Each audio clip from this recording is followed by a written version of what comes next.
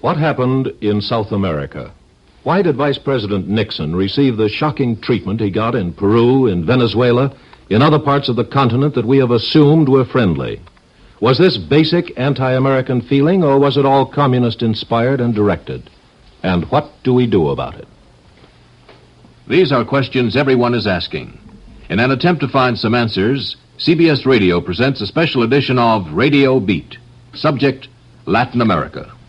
Joining in this discussion from New York and Washington will be Gallo Plaza, the former president of Ecuador; Adolph A. Burley, Jr., former Assistant Secretary of State; Serafino Romualdi, Inter-American representative of the AFL-CIO; Robert Alexander, Associate Professor of Economics at Rutgers University and author of the recent book, Communism in Latin America; Miss Frances Grant, Secretary General of the Inter-American Association for Democracy and Freedom, and Wells Church of CBS News.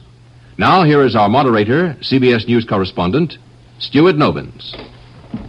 Vice President Nixon is back in Washington. He and Mrs. Nixon have had a grueling personal experience. It's not pleasant, to say the least, when what starts out as a goodwill trip ends in booing, stone-throwing, and a situation dangerous enough to cause the White House to alert Marines and paratroopers. It's fair to say, I think, that this also was an unpleasant experience for most Americans.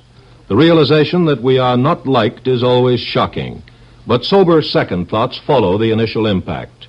Is it that we are not liked by large segments of South Americans, or is it simply that the communists don't like us?